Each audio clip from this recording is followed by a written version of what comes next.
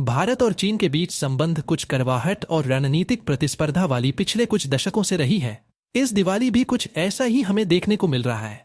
जी हाँ, भारत और चीन के बीच संबंध जटिल है। इनके बीच व्यापार, सीमा विवाद और रणनीतिक प्रतिस्पर्धा जैसे कई मुद्दे हैं।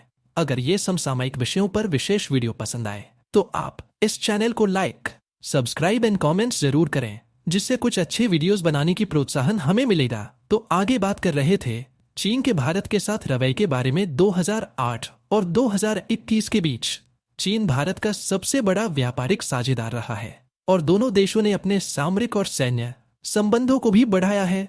हालांकि हितों का टकराव दुश्मनी को जन्म देता है। भारत का एक बड़ा व्यापार घाटा है जो चीन के पक्ष में है।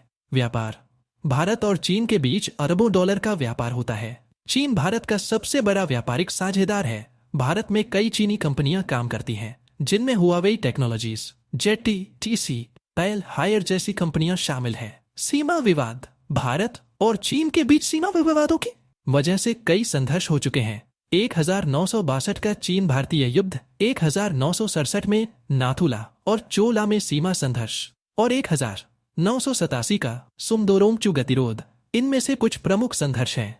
2020 में भारत और चीन के बीच सीमा पर झड़पें हुई और गलवान घाटी में एक गंभीर झड़प हुई। रणनीतिक प्रतिस्पर्धा, दक्षिण एशियाई क्षेत्र में चीन और भारत के बीच तीव्र महाशक्ति प्रतिस्पर्धा है। भारत पाकिस्तान के साथ चीन के मजबूत रणनीतिक संबंधों और पूर्वोत्तर भारत में अलगाववादी समूहों के साथ चीन के संबंधों को लेकर चिंतित है। इस दिवाली चीन को 25 लाख करोड़ का नुकसान नहीं बिक रहा है।